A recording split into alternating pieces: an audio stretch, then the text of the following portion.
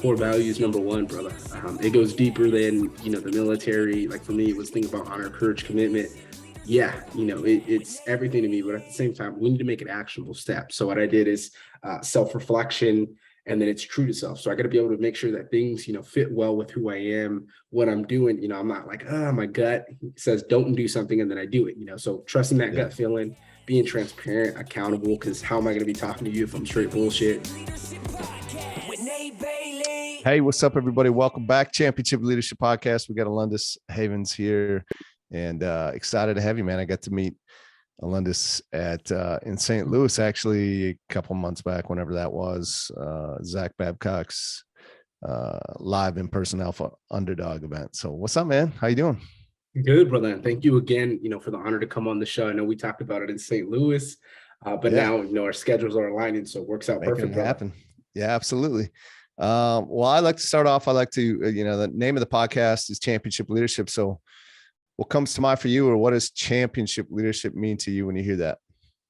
Bro, I love that because my podcast is called The Winner's Paradigm. And that's what I was thinking about, was championships, leaders, winning in that order, and it was like, how did you do it? For me, grew up loving Kobe, and that's kind of a little bit where that work ethic went in, and had that drill sergeant dad.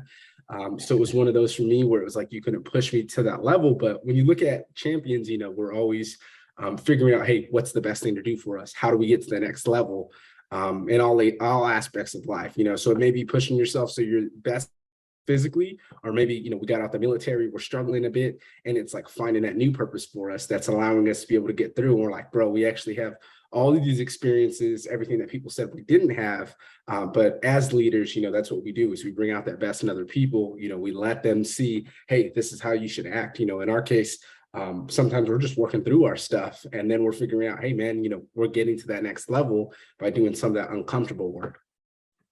Love it, man. Yeah, absolutely. I just, and I always love, man, I always get a different response, right? There's so many ways people define championship leadership, and 4.5 years in, and I've never got the same answer. So it's always awesome to hear. Why don't you tell us a little bit about you for the listeners that aren't familiar, and kind of your story, your path, and what it is that you're up to today, and yeah, what it is that you're up to. Yes, sir. So for me, it started early. So my parents had me when they were young, 1921, partying, doing dumb shit. And it was one of those, really realize these things firsthand, where girls coming in and out, partying, they're drinking, parents, alcoholics, narcissists, racist stepdad in the mix. So it was one of those to where it was like always just hearing crazy shit, couldn't really identify as myself. It was as simple as me getting a design in my hair, thinking I look cool, and I'm like, oh, I got this sick design. And then my stepdad's like, you're a fucking hoodlum, and going down on whatever, and like, I get you need to look professional and squared away. And he's an Army vet. So that was one thing, with him was certain things you just don't get into. And it was really like knowing who I'm speaking to. For instance, my dad's a hustler. My stepdad worked in the factory. So I knew how to act around both, knew how to act around people. But for me, it was like not being able to process trauma.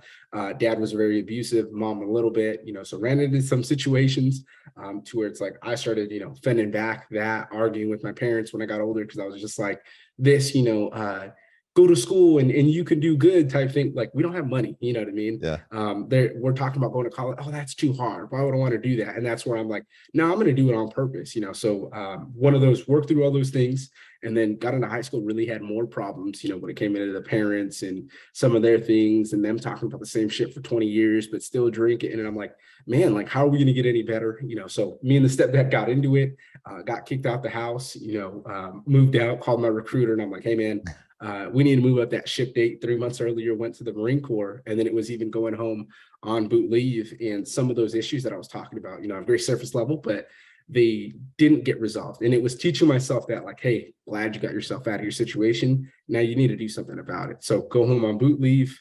My stepdad and my mom split up while I was in boot camp. They didn't tell anybody. I knew it because I knew the relationship. My whole senior year, I was getting in fights with my stepdad, and I'm like, lay a finger on me, let's do it. In my head, I'm like, I fought my dad, who's 70, 80 pounds bigger. So I was just like, I can do anything to defend my mom. And go home on boot leave. We have a party. My stepdad thinks my mom's having an affair. So what happened was my wrestling coach comes up to me. Hey, man, I'm going to go to the bathroom. Only one that's open is my mom's room. So the coach walks over there, corner of my eye, I see my stepdad, 45 cocked back. He shoots within a centimeter of the dude's face. Dude was a correctional officer. So that's the funny thing. And then here goes my Okay. stepdad, being wild again. So he has the 45 on his hip. He's like yelling at me, throw the wrestling coach in a car so that he can leave. And then the cops come, try to arrest me. I'm pissed because SWAT team goes through the house, spotlight, but it was something for me where it was like mission came first, so never processed that. I just kept going through it, hit a deployment. So before that, two of my good buddies died, and then one died of cancer right before I went on deployment. So I was kind of spiraling out of control, drinking like crazy because I was 19, 20 years old, became ops chief. So E4 and E6 position, and now have all that power, because it was, going in the rooms, learning how to talk to people. Staff and COs are different because sometimes they just don't give a shit, if you don't have the rank. So I'm just like, hey, man, like you either do this, you guys don't get promoted. And I'm like, or we don't fly. So you let the commanding officer know what we're doing, because I have these meetings with them pretty much every day, because that's the way my sergeant major rolled. So it was something for me where it was like, man, you got to check out all these things in life, to whether if it's solving the trauma in life, to business, tore all the cartilage in my right knee, learned that for 2 years battle that I couldn't stay in the Marine Corps anymore. So felt defeated, and then again, I was my own boss. But I was younger. So when I would try to go into jobs, I didn't have a degree. So they're like, oh, you don't have leadership experience. You don't do this. And it's just like, man, I ran our own shop and I was in charge of 4 people, but our job took care of 200 individuals. That was promotion, retention, pitching them to go on boards when people weren't qualified, but that's what you do. And then it was one of those, making sure that we had the MV-22 Osprey. So running all the aviation logistics data, having everything squared away. So if anything happened, and it was one of those, coming out of the real world, things weren't really checking out. It was a little bit slower. Good thing is I was still, using my GI Bill, going to school, but I had a bigger goal. So a week before my daughter was born, started the Winner's Paradigm podcast. And that's where I started recalibrating people's mindset, talking about the tough things from childhood, or even getting out the Marine Corps, or talking about, hey, I know a lot of things as vets, we say we can't do something, but sometimes it's people labeling it. So for me, it was like, knowing I'm going through that. And before I got out the Marine Corps, when my uncles was like, oh, that's not going to help you. And it was like, yeah, my deal was to stay in because that's what I wanted to do. But I got hurt, and now my life's changing. And it was learning how to be able to adapt to that new mindset, to conquer, to figure out, hey, what is my passion? What do I do? Well, I'm really good with people, opening up and letting them know, hey, this is how you can get to that next level. This is how you can heal from the shit that's bothering you. So for me, like all that drinking was just trying to suppress that emotion, not feel that pain. Yeah, man. Yeah, that's a crazy story. I know you covered a lot there. And like you said, probably not nearly as deep as you could, but we only got so much time. But yeah, that's a crazy story. That's a lot to go through and a lot to come back from in that short amount of time as a young man. So and you got behind you, like if you're listening, you're not going to, you wouldn't know it, but if you're watching this, AIM Alpha Influence Media. So what's up with that? Absolutely, brother. So Alpha Influence Media is a company me and Zach Babcock started. It's a podcast booking agency, but specifically what we do is more help entrepreneurs, alpha podcasters throughout the state into their business, to where they're dialing in on their personal brand. So they're like, hey, man, I want to go in on this podcast. All right, well, what we're going to do is we're going to get you with other shows that align to your purpose, to your mission. So if you're pushing a sales product, get you on sales shows. That way, you're building that relationship. So boom, business can happen for you. And then we also have ad campaigns that run on that as well. So if someone click on your ad campaign, professional voiceover artists, professional graphics, go to your website, podcast, whatever. And then now what we're going to start is doing video editing. So we're going to be able to chop up these episodes that you go on and we're like, hey, man, here's what you can put on social media that's going to show people these graphics, what you're doing, these snapshots that are going to be the money makers for you. So essentially what we did is we created a revolving door that's going to be able to bring business to people by just showing what you're doing and maximizing that to the best potential. To where we even had some clients, where they just focus on the relationship side of the house. We get them in the rooms, and then from there, everything's taken care of. Love it, man. That's awesome. That's phenomenal. Who are some of the championship leaders that you've had in your life? And that's, always more so like, the who's important, but what is it about them? What are some of the characteristics that really stood out, as coach, mentors, leaders, that maybe you've taken and helped to mold who you are as a leader? Oh, so I'll say three off the top of my head. Actually, we'll do four. We'll do four on top of my All head. right. So we'll do the wrestling coach that Yeah. almost got shot. The reason why is he was really the father figure for me, because like that was the one thing for me. So I had the hustle dad, and then I had the dad. So is he still in your life, by the way? No. So we're no longer Okay. talking. Okay.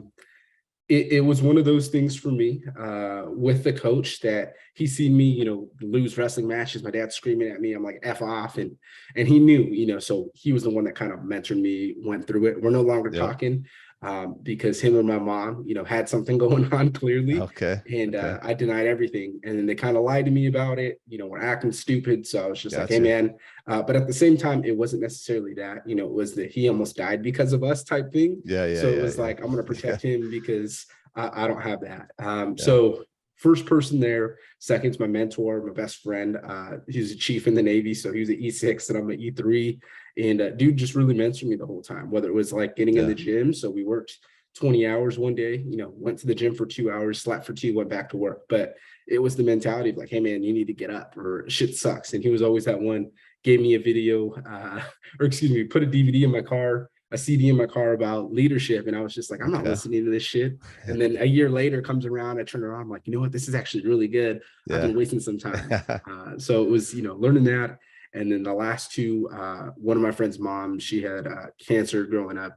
And it was, awesome kind of talking to her because she had a different background. So she's talking about all the dumb things she did when she was early on, but just really cared about people. And that was it. For me, like I always felt like I was an introvert, couldn't really talk because of certain things or how my parents were. So I would get scared when I would talk to people. And that was something I learned at a young age. It's like when to know you're scared, you're not, so I would say certain things and wait for the reaction because I knew that anything I'm going to say, they're going to be like, oh, you know what that is? And I'm like, yeah, I've seen it before. And it was just one of those where it was like, people would click. Well, with her case, she's like, yeah, there's nothing wrong with you. It's just all these things amounted and you got to act a certain way because that's where you keep yourself safe. So it was really learning those things. And then I'd say Zach Babcock was the fourth because just kind of before it was silent mentor, so listen to all the podcasts, message one of the group when I was getting out. And I'm like, hey, man, you're inspirational. You definitely helped me on my journey. And then one of his guys, Paul, contacts me. Hey, man, I was an officer in the Army. And then that's kind of how that relationship started was just being friends with him and getting in their group and being like, man, I'm trying to learn everything I can. That's cool, man. It's so important to have those types of people in your life, man. And, every now and then I'll have a couple of people that can't really think of anyone, which is a little bit weird to me, but I think, just about all of us can say that, there's certain people in our lives that come around for certain reasons. And it's important to have those that will come and put that arm around you and help lift you up through life. Right. And I think it's important to kind of do the same thing as you have the opportunity to pass that on to others as well. So that's cool to hear. I always love hearing those stories. What's a moment for you? I know it sounds like you probably have a lot, and there's a lot that you probably touched on just a little bit, but like a critical moment, kind of a fork in the road. Obviously you chose the way you did that has you where you are today, but had you chosen a different route, different path, and went left instead of right, and be in a very different place in your life, I think there's a lot of people who face those moments every day, and there's always power in hearing how others have chosen those moments to help give them some guidance. Is there a moment that you could share with us that comes to mind as I ask that? You know what? I will. Yes. So this was during the Marine Corps. Amid, being my own boss, running everything. Actually, I got to the end of that. So when me and my wife got together, that was the end of me being my boss. And I think that's what was the most difficult thing. The reason why is I ran it so effectively that like my unit and the way I ran my shop, I trained every single shop down the flight line on how to be able to run their operations department, what to do, a lot of the things as well as like, oh, go to the Marine Corps order. Well, that didn't exist for certain things. So you figure out what you do. And I'm making calls to North Carolina, to Virginia, figuring out, hey, what do we got to do for this? Because no one can give me a straight answer. And it was one of those two, when you get an inspection, everybody's getting scared. So I'm on a million miles a minute, accomplishing all these things. Start drinking a lot, broke it off with the wife because I needed to handle my shit. And then we had a miscarriage and it hit back into, I took care of her 2 weeks. And that's where I was like, you know what, I can do this thing. I can be the dad. I can be the husband. Like, I don't need to be partying, being an idiot. And it really clicked into the legacy type deal for me because it was, how do you want to be envisioned for me? I remember my mom, my stepdad had 2 beers every single day. minimum, and they're like, always, I need my beer, and that's how Yeah. they react. And I was like, man, I don't want to be like that for myself. So the drinking's got to stop. And two, it was looking at, yeah, my dad was abusive, he's an asshole, but he was dialed the fuck in when it came into, working out in the gym Yeah. and getting things done. So, that was one good thing I took from him, where I was like, man, that dude got the workout in no matter what it was, even though he may have not been the greatest or the nicest person to me. It was something where I was like, what do you want to be? How do you want to be envisioned to your kids? And that's kind of where it went into, as well as even for entrepreneurs. It was like learning, hey, we're all on our own journey, but there's a lot of entrepreneurs out there that we get upset about, or we get some anger, and it's just a projection because we're like, man, you have the power to do something great, you just don't do it. Yeah, absolutely. Yeah, that's powerful. Appreciate that. What's the vision for you? I think championship leaders have an incredible vision in their life, and more so than that, like, they have the courage to take action on it too, because oftentimes it's a vision that other people can't really see or think is kind of crazy. So, like, what's the vision for you, even maybe short term? Like, time seems to be flying by faster and faster. So like 5 years seems like it goes by quick nowadays, but what do you want to accomplish maybe the next 5 years? And, what more importantly, like, the impact you want to make through that? Yeah, brother, I love that. And it's funny when I think about 5 years, because like I didn't even think about having a business for another 6 years, and then I started. So I'd say, first what we're going to do is we're going to roll out this portion of it now, doing the video editing, getting people to kind of help them out with their podcast. Cause I know that's something you either do, or it's a high ticket, or, you're either not doing it at all. So first start with people and helping them there. Then I'm going to use some more, I'm learning NLP. So I'm going to use some of that, neuro-linguistic programming, and really start working with people on the recalibrating mindset side, to where it's either, if helping them out when they transition from the military, because did a lot of that, or it could even be tapping into some of these things, because that's what it did for me. I started a second podcast for the business, Alpha Influence Media, because I was jamming with entrepreneurs so well on the mindset things. Hey, bro, what shaped you? What did well? And then in the future, my 10-year, 5-year goal, I want to create a community, have a gym, but more importantly, we can have CrossFit, we can have free weights, but have it to where we can have a mentorship program in there, and then get people to fly out, kind of like any of those big events, you have the fly-ins every single month, but we'll have fly-ins, and it'll be all different entrepreneurs talk about how they dial in business and life. So it could be even something like, oh man, I do yoga every single day, and that's how I clear my mind. I'm there for my family. Exactly. So it was something for me, because like even now, I'm over here, I wake up at 3 or 4 to go to the gym. And if I don't do that, it's difficult to get up the workout in. So I got a kettlebell, and that's what I'm doing every single day, are these kettlebell workouts that I didn't know kick your ass, so it's all these things where it's like, bro, we have to be able to challenge ourselves, but to be able to have that, have the business owners around, and then get all these different people in, hey, this is how you can dial in here, this is what you can be able to do. So that was kind of something I was thinking about for the long game, because I knew it, a lot of gyms are highly populated, but that's where that, kind of helps out, is we can be able to have another community in there. Hey man, pay $50 extra a month. You get in here, and then now you're able to learn these lifelong steps that are going to help you wherever you're at, make it affordable. So it's not that it's just business owners. It could be anybody who's willing to, put that work in. Yeah. I love it, man. That's great. What as we start to wrap this up, like, if there's one or two things that you could give to listeners that we haven't already talked about, and they were to apply it today in their life and help move their life forward today, what would that be? Those kind of principles that you live by. Core values, number one, brother. It goes deeper than, the military. Like for me, it was think about honor, courage, commitment. Yeah, it's everything to me, but at the same time, we need to make an actionable step. So what I did is self-reflection, and then it's true to self. So I got to be able to make sure that things, fit well with who I am, what I'm doing. I'm not like, my gut says don't do something, and then I do it, so trusting that gut feeling, being transparent, accountable, because how am I going to be talking to you if I'm straight bullshit?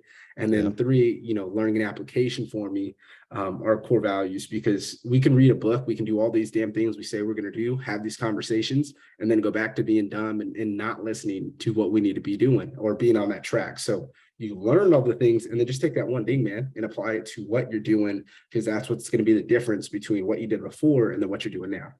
Yeah. Beautiful. How can we find out more about Alpha Influence Media and your podcast? Say the podcast name again. The Winner's Paradigm is the first podcast, and you can go to thewinnersparadigm.com for that. And then Alpha Influence Media, anywhere you get your podcasts. And that's going to be the one about building a dominant brand. Winner's Paradigm is about recalibrating your mindset. I see you all over social media pretty consistently too, and putting out some great value. So what are some ways we can follow you there? Absolutely. So Alundas_Havens, that's going to be Instagram, LinkedIn, Facebook, usually on there. So just comment or DM me, and then we can be able to talk on there, on whatever we're on. And that's kind of why I started both podcasts was, I wanted to be able to have that floor to talk to people, whether it's business, because the majority of what I learned is by doing it. So it's one of those where, why don't we just share it with people? And I'm like, man, I had the conversations with one of my guys, Callie Keene. I didn't know jack shit when I talked to him. And I'm like, you know what? I thought I knew a lot about business. I got to go back to it, so put some work in, and then now putting out that episode this week. Awesome, brother. Well, I appreciate your time today, man. It's been awesome. Thank you so much. I'm looking for, I know I'm going to have the opportunity to come on your show too as well. So I'm looking forward to that. Yes, sir. Yes, sir. Thank you, brother. It was an honor.